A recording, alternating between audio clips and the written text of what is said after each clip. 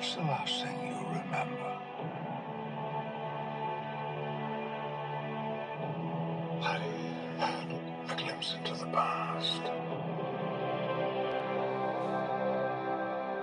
You're going to have to do for me what I once did for you.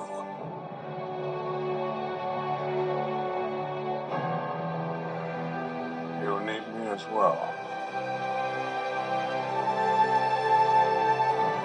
Side by side to end this war. Before it ever begins. So, I wake up in my younger body, and then what? Find me. Convince me of all of this. It's going to take the two of us. And where do I find you? A different path. A darker path. Logan, I was a very different man. Lead me. Guide me. Be patient with me. Patience isn't my strongest suit.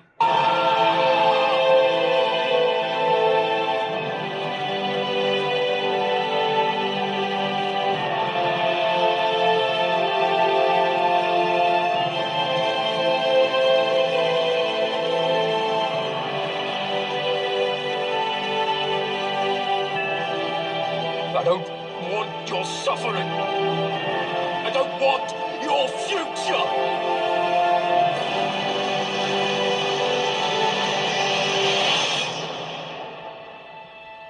Please. We need you to hope again.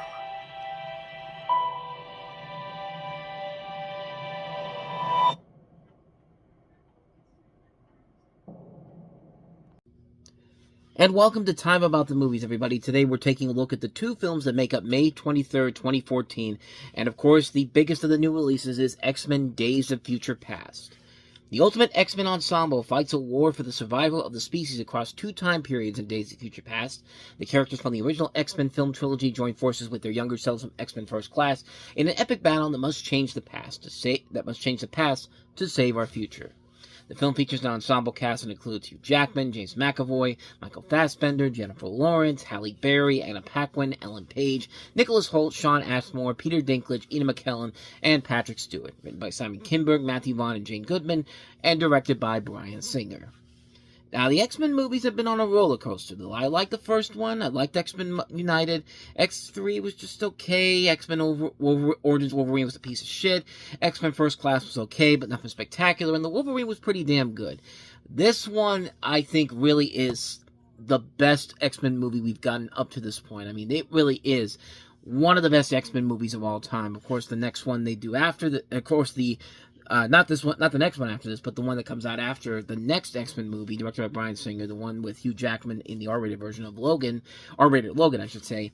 That's the best one, but this one, up to this point, was the best one that came out at that point. I mean, this movie was just perfect in every single way. It got everything right that the last four X-Men movies couldn't reach after what X2 did, succeeding in providing everything we wanted to see in an X-Men film following the events of X2. It delivered on all of that, and I was hoping for another X2. I was hoping for after X2 and also adding in some of those great elements that made First Class enjoyable for the parts that were in there. The cast overall is very good, especially Hugh Jackman, who works off not just the original X-Men cast, but also the younger cast very well here. James McAvoy, Michael Fassbender, Nicholas Hoult, Jennifer Lawrence, they work off each other very well here. They're given a lot more to do. The effects on the design of Holt's Beast and Lawrence's Mystique are definitely a lot better than they were in the last movie, easily.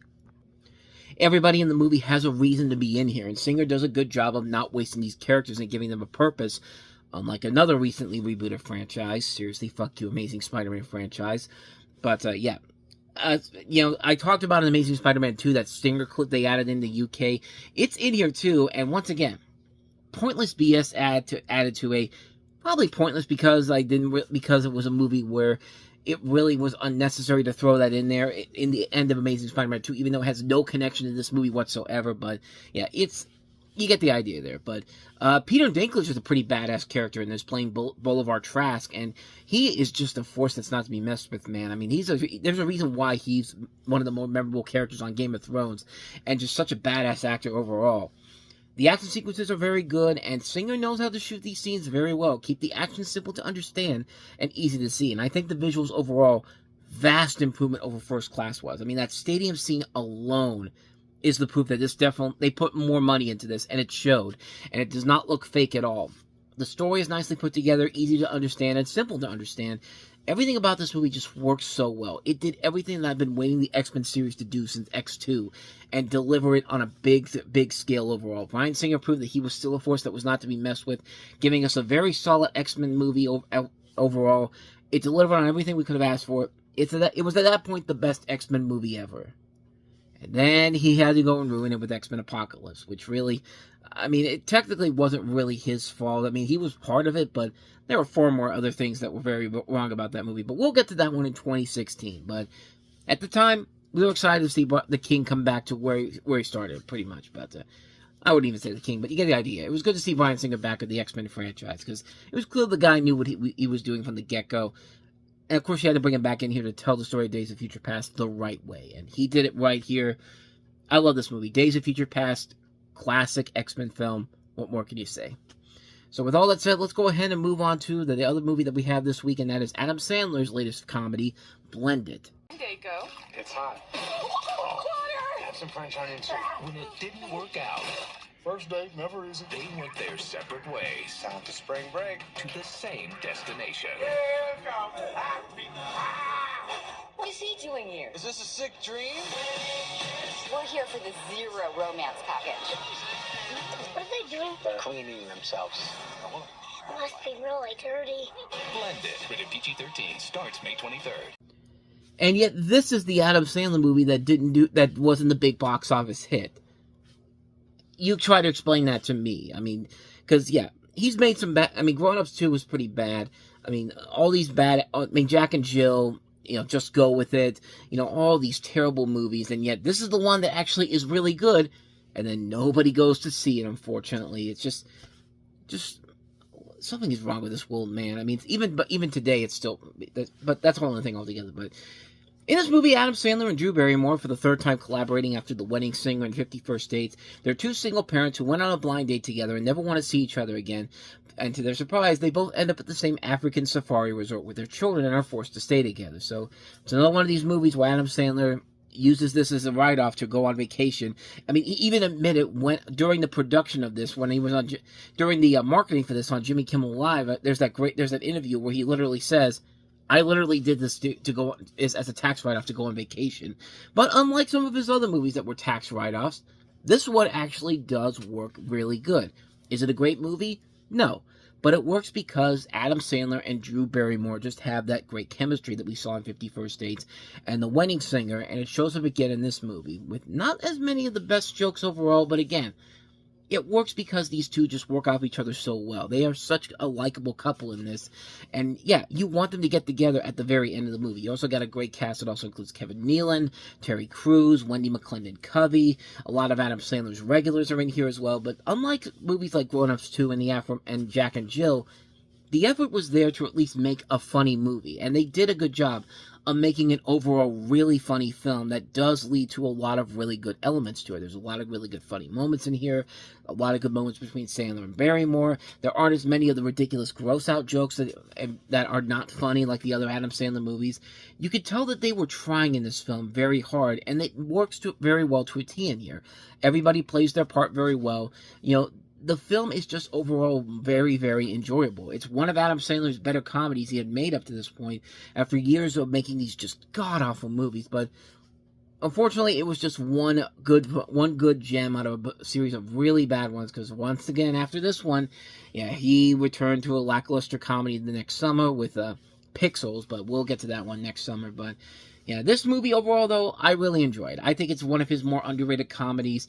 It's one I feel like should have been a much bigger hit, but when you release it in the middle of summertime on the same weekend as the far superior X-Men Days of Future Past, what do you think was going to happen? But I digress. But X-Men Days of Future Past is amazing, but give Blended a shot. It's actually a pretty good movie overall. I really enjoyed it. Blended is one I recommend. And so with all that said, we wrap up another episode of Time About the Movies, and the next time we meet, we've only got 2 more movies once again. We've had a couple weekends where it's just been 2 big blockbusters overall, but most of them have been pretty good. We have Angelina Jolie starring as the Disney villain Maleficent from Sleeping Beauty in her own movie called Maleficent. And then we have Seth MacFarlane's big feature directorial follow-up to Ted, A Million Ways to Die in the West, which is kind of like his Blazing Saddles for the next generation. Was not a big hit when it came out, and even I thought that it definitely wasn't as good as Ted. But hey, 12 years have gone by since then. Has the movie gotten better over time? Well, I'll tell you all about that tomorrow on the channel, so stay tuned for that. But with all that said, thank you so much for watching this. I hope you enjoyed it. If you did, please go ahead and do me the honors of hitting that like button, that subscribe button, and that notification button. Also, don't forget to check out our playlist, and don't forget to check out the previous episode we did. Now, with all that said, whether it's in the past, the present, or the future, I will see you at the movies. Take care.